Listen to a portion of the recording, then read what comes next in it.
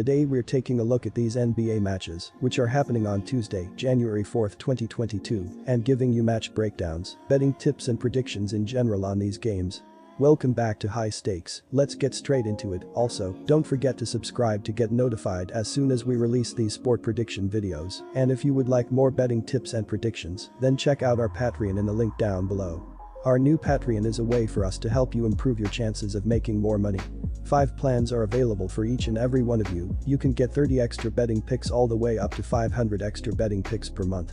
Stop wasting hours of your time searching for bad betting advice that ends up costing you a lot of money. Join the High Stakes Patreon now and get the best betting picks and advice. San Antonio Spurs vs Toronto Raptors.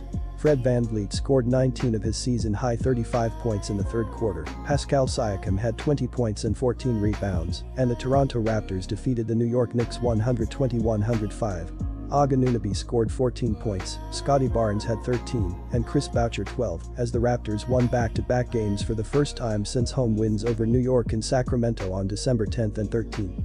Having lost 3 games in a row and having 2 full days to sit on that, I expect the Spurs to come out with a sense of urgency in Toronto. Following this game, San Antonio has road games lined up against Boston, Philadelphia, Brooklyn, and New York, all within the next 6 days. On the other side, I think this could be a look-ahead spot for the Raptors.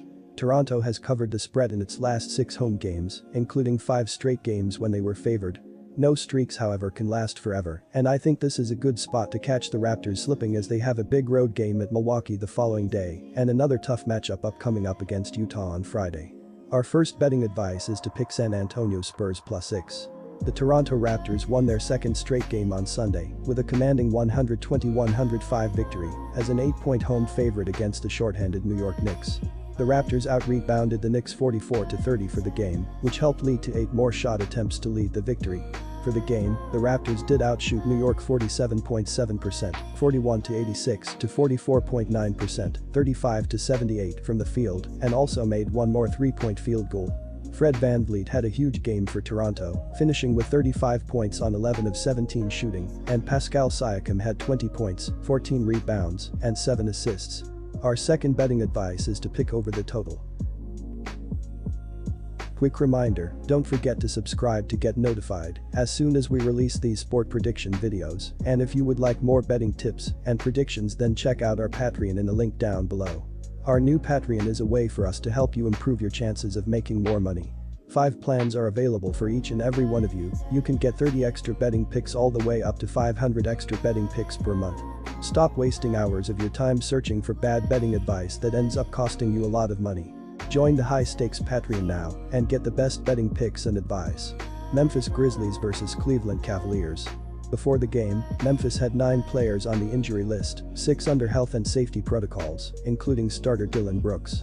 Of the other 3, rookie Santi Aldama, who was sidelined 7 games with right calf and right ankle soreness, was available. Brooks should be in action Monday against the Nets before this back-to-back against the Cavaliers. The Grizzlies went into Brooklyn and made the Nets look like the little brother team on Monday. It was a sign of things to come against a Cavs team that's about to get rolled in this matchup. Only the Utah Jazz are averaging more rebounds than the Grizzlies right now. So Memphis will be able to dominate on the boards and take away second-chance shot opportunities from a Cavs team that really needs them right now. Cleveland is missing 2 of their top 3 scorers in Darius Garland and Collin Sexton. Those absences in the backcourt will lead to the Cavs undoing in this brutally tough matchup when facing Memphis's Ja Morant and Desmond Bane. Morant has ascended to the superstar plane of existence, and Bane is averaging 17.2 points per game in his second year in the league.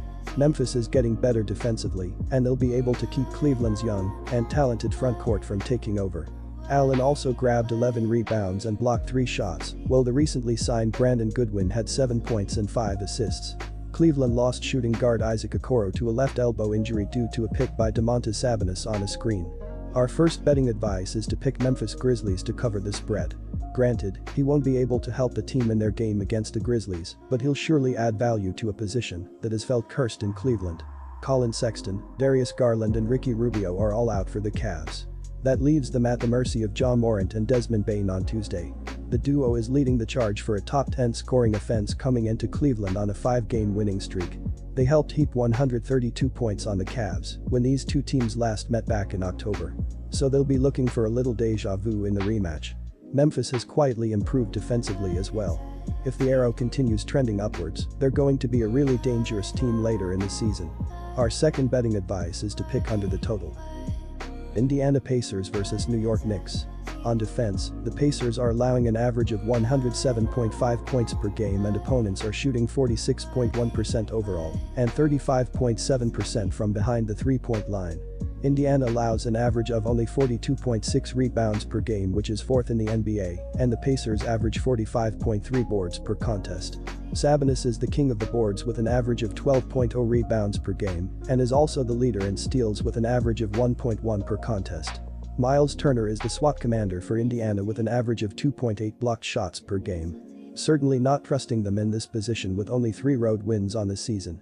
Bad things tend to happen whenever they play away from their home building, and nothing good is going to come of them facing the Knicks with a weakened backcourt.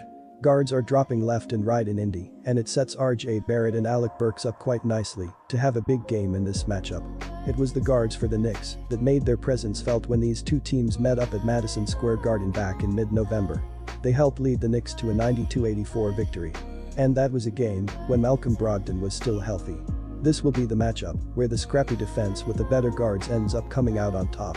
On defense, New York is allowing an average of 105.7 points per game, which is 7th in the NBA. Opponents are shooting only 43.8% overall against the Knicks, which is 3rd best in the league, while opponents average 35.1% from behind the three-point line. New York allows an average of 45.0 rebounds, and the Knicks are averaging 45.1 rebounds per game. Randle is the leading rebounder, but in his absence, the king of the boards is Mitchell Robinson with an average of 8.1 rebounds per game. Robinson is also the SWAT commander with an average of 1.7 blocked shots per game, and Alec Burks is the leader in steals with an average of 1.2 per contest. Our first betting advice is to pick New York Knicks to cover the spread. On the surface, you'd think the matchup with the Pacers in their current state would be a give-me game, but there are no such games in the NBA. And the Knicks' health situation isn't looking any better these days.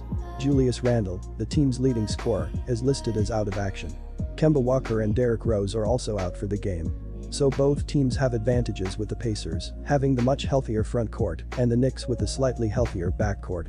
Which area of the floor will end up meaning the most? The Knicks are allowing 108.3 points per game on their home floor. That could offer up some hope for Domantas Sabonis and the reserve players for the Pacers to potentially find their spark. The Knicks are clearly playing their worst defense in their home building this season, and those struggles could continue to haunt them in this game. The Indiana Pacers have lost each of their last 4 games, and much of that is due to injuries and illness. Leading scorer Malcolm Brogdon is sidelined along with other regulars such as Chris Duarte, Jeremy Lamb, TJ McConnell and TJ Warren.